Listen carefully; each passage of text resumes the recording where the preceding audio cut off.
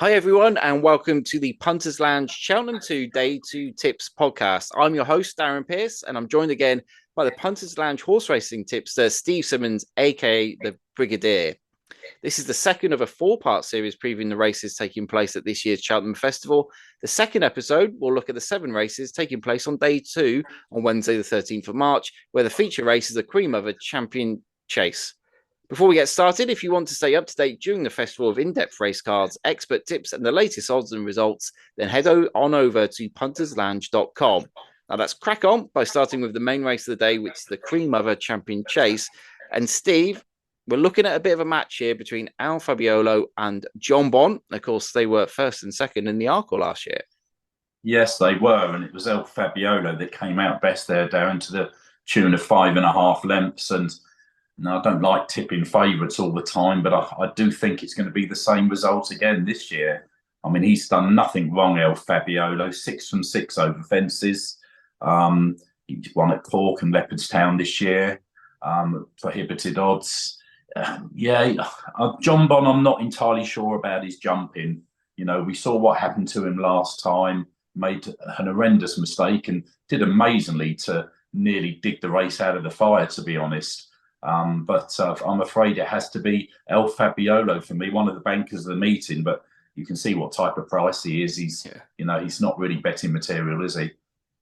Well, he's 1-2 Bet365 at the time of recording. Yeah. Just going back to John Bon's performance at Cheltenham last time, obviously James Bowen took over, and there was quite a lot of criticism by certain people about the ride that he gave in that day. Yeah, there wasn't there? I mean, Nico's going to be back on board, and he's ridden it. I mean, Nico's actually only ridden him twice before because he's used to be Aidan Coleman's mount. He'd ridden him on all the previous runs, so the change of jockey might help him, but it's not the first time he's made errors. I remember last year when he looked in trouble at Warwick, didn't he? When Calico beat him at 16-1 on for a small period there, it looked as though he might get turned over. So. But, the horse at the end of the day has won 12 of his 15 races, and the other 3 he's finished runner-up. So he's absolutely no mug. But I just think El Fabiolo has already had his measure once, and I think that's the way they'll finish again, to be honest. I think it'll be a 1-2, the same as the Arkle last year. We'll briefly mention Edwardstone. Obviously, he went off quite a short price for the race last year and was a really disappointing 5th. And then first 2 starts this season, he was behind John Bon at Cheltenham and then again at Sandown. And then very disappointing at Kempton in January when they tried stepping up and tripped to 2.5 miles. But then he came back to Newbury for the Game Spirit, and he was very impressive. They made the running with him. Now, you could crab all sorts of holes in the form, I guess, because other horses disappointed and what have you. But at least it was a positive run going into this race. It was. There's no doubt about that. The front running tactics seemed to help his, but there was a very weak race. When you look at the race, Funambula, Savola, Boot Hill, Amarillo Sky were the only other 3 runners. You'd think El Fabiolo would be lapping them, wouldn't you? And even John Bon, who's already beaten Edwardstone twice this year, even with the new tactics. I mean, if he goes off crazy again at the front, that might well help someone like El Fabiolo to get a lead, to be honest. So he wouldn't be for me. He's 10 years old now as well. Personally, I think he's had his day. Many bookmakers are rolling out some fantastic free bets and promotions to get you in on the action at Cheltenham. If you're on the hunt for the best offers, we've got you covered.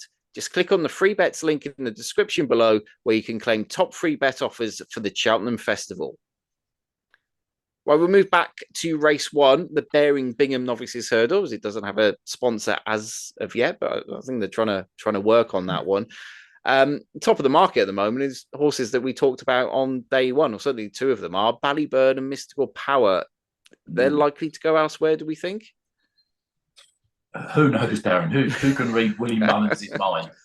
I think wherever he goes, Ballyburn, he's going to be well backed and he's going to be very hard to beat. I mean, there's no problems with the trip here. 2 mile 5.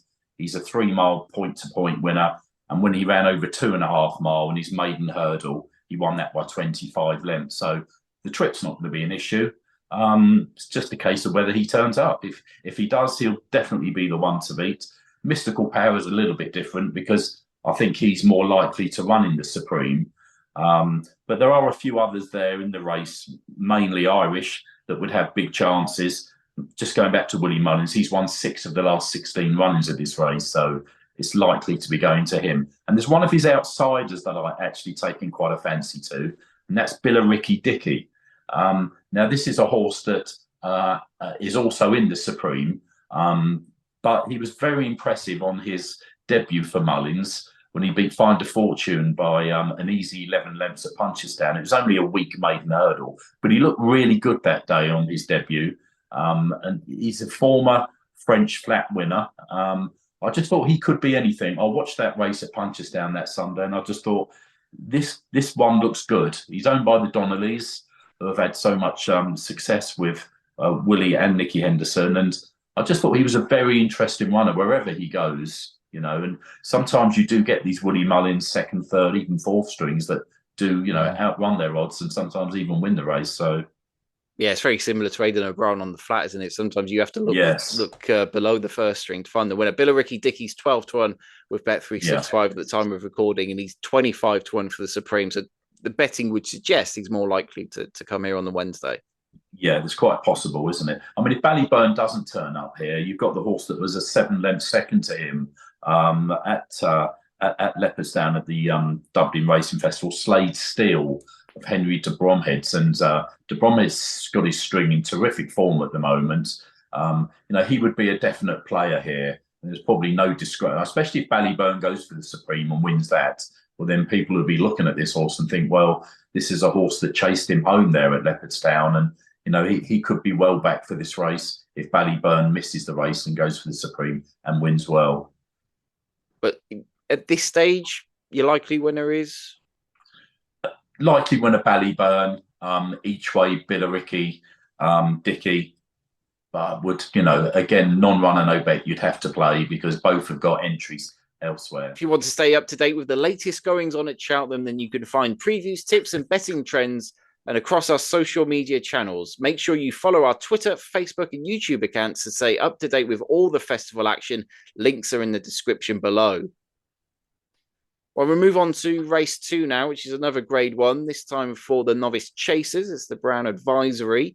And Factor File is currently the even money favourite here with Bet365. And of course, he won that match at Leopardstown last time where Gaelic Warrior, well, he unseated at last, but obviously he was well beaten at the time anyway.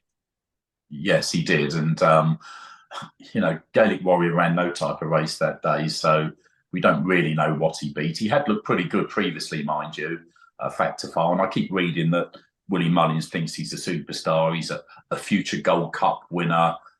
So that's why he's gone up to 3 miles here. I do believe this is where he's going to run. He stated the weekend, very un-Willie Mullins-like to make an early decision.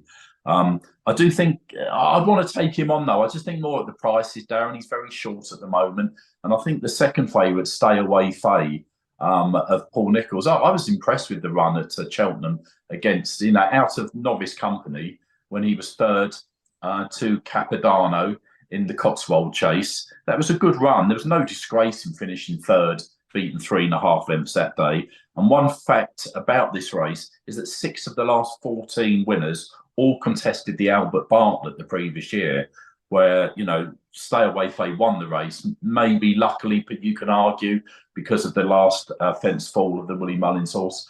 No, I think that he could turn the tables. He's rated 159 at the moment in this country. Factor File doesn't have a rating in Ireland, so it's hard to put the two together. Timeform have £3 between them in favour of Factor File, so I don't think there's going to be much between the pair. And at the prices, I think that might be a little bit of value. Stay Away Faye round about 3-1, something like that. Yeah, 100 to 30 at the moment with Bet365. Obviously, we've got Monty Starr next in the betting. Best of the, other than Paul Nicholls' Stay Away Faye, we've got Grey Dawning as well for Dan Skelton, currently 13-2. Obviously, was a very impressive winner at Warwick last time. Yeah, he was, and he would come into it, or that if he runs, he's also got an entry in the Turners, and there's talk about him running there. He's a progressive horse, and I should think very soft ground would suit him because he was so impressive in the the mud there at Warwick that day. But yeah, if he runs, he would have a chance. That's for sure. You've got Broadway Boy in there. I think he might go for the National Hunt Chase on the first day. And that Monty Star of de Bromheads, he was pulled up in the Albert Bartlett last year. I know that's a long time ago, and obviously this is a different extreme racing over fences. But no, I'm pretty keen on Stay Away Faye. I'll take him to beat Fact to File. For those of you that are new to betting on Cheltenham, we've got something special for you. We've put together a complete how to bet on Cheltenham guide that's packed with tips, tricks, and strategies to help you navigate the festival betting scene. Plus, we've taken the time to review and rank the top Cheltenham Festival bookies, making it easier for you to choose where to place your bets. You'll find all these resources linked in the description below, so be sure to check them out. Well, we're going to skip forward to have a look at the final race on the card, the Champion Bumper. And obviously, we've got a whole host of unexposed horses here, but Willie Mullins has got a fantastic record in this race, and he currently has the favourite in Jasmine Devoe, who has won both starts. The first one was in a point-to-point last April, but on Rule's debut, 15 lengths winner at Naas last time. Yeah, this is all about the Irish, isn't it, Darran? I mean, Willie Mullins has won this race 12 times in total, and 24 of the last 31 races have been winners have been trained in Highlands. So this is normally an Irish monopoly. I think last year, the Paul Nicholls runner, Captain Teague, was the only horse to finish in the first 10 or something of the British horses. So we're probably looking at the Irish runners.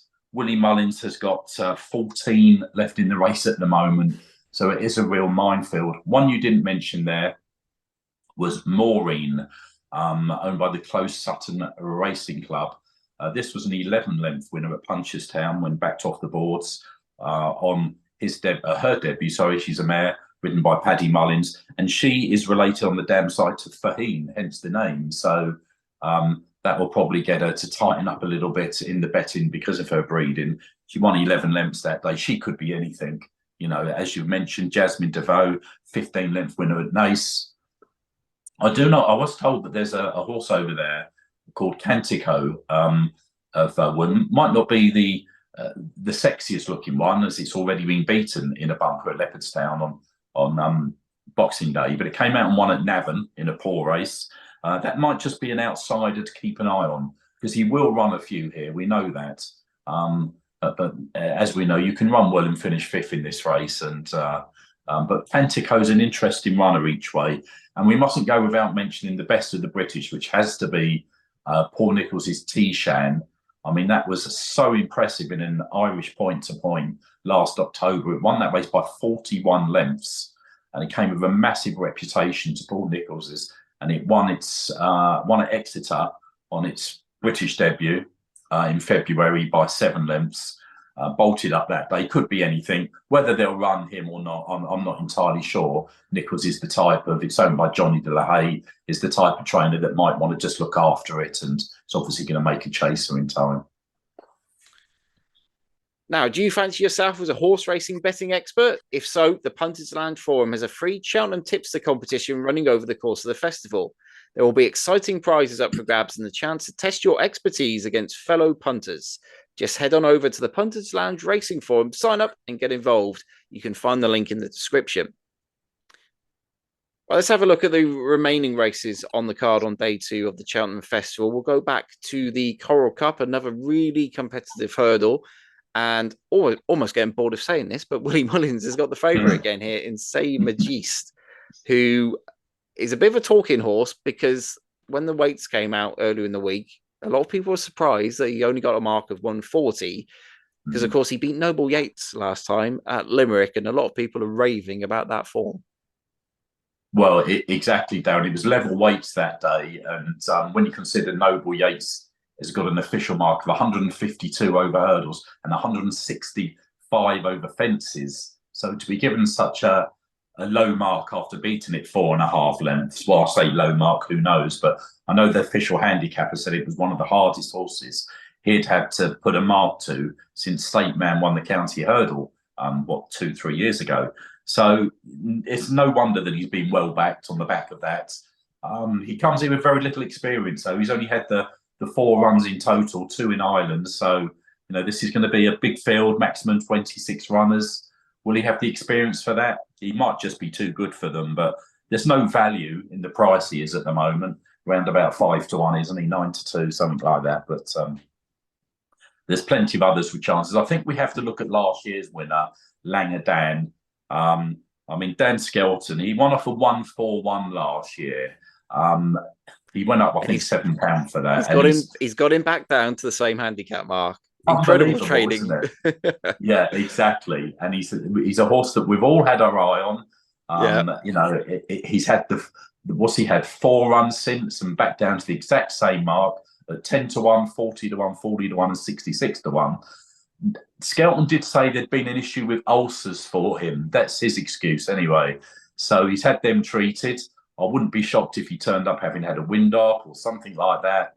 So off of the same mark, he's going to be popular, So don't look at those last 4 runs this year and think, well, he's got no chance because. Well, essentially, those last 4 runs.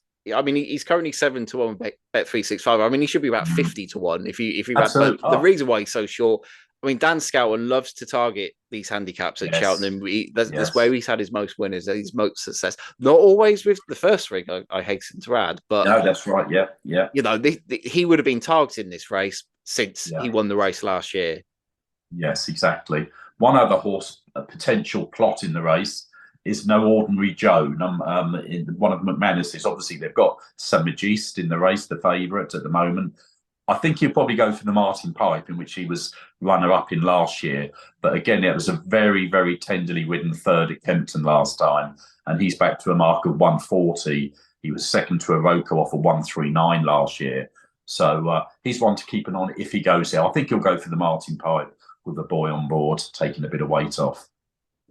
I mean, granted, I know Nicky Henderson is desperate to get Dodgy the Great into the race, but he's a long way down the handicap, unfortunately. But I thought it was I think he's been running really well this season. I thought the Cheltenham second was a decent effort, and the 4th in the Betfair Hurdle at Newbury last time was good as well. And he looks like he would enjoy this step up in trip. Yeah, for sure. I don't think he'll get in down. He's number 59. No, that's the problem, isn't it? Yeah. He is entered in the Martin Pipe, but it might be the same scenario there. And he's rated 132. That just might not be high enough to get in either of the races, which is a shame because, like you, I feel there's a big pot in him somewhere. Yeah, I think he'd have a right old chance. I think they're going to aim him at the Scottish Champion Hurdle, obviously, especially because of the name at Ayr in April.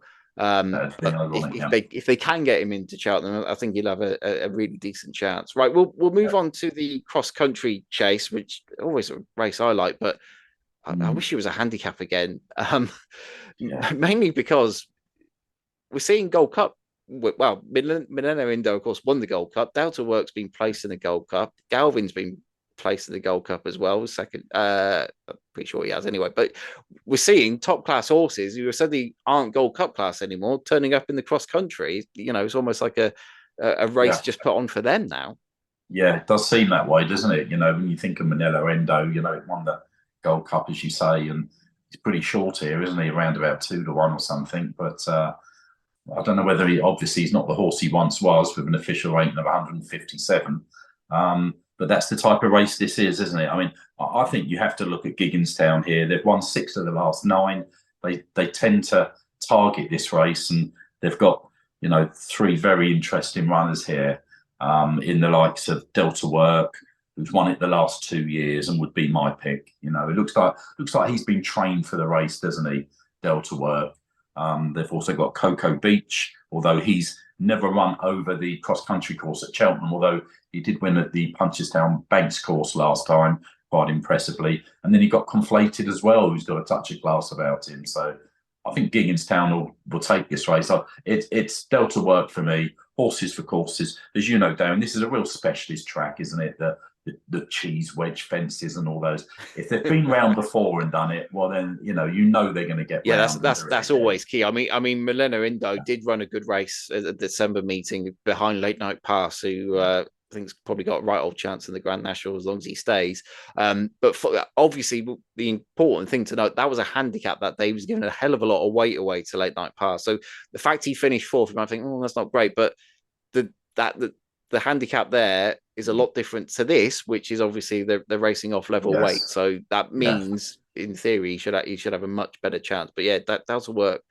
Obviously, got a great record in the race and likely to go close yet again. Right, we'll move on to the Grand Annual final race. Sorry, the penultimate race, I should say, on the day. Final race we're going to be looking at here. And again, it's going to be a massively competitive handicap.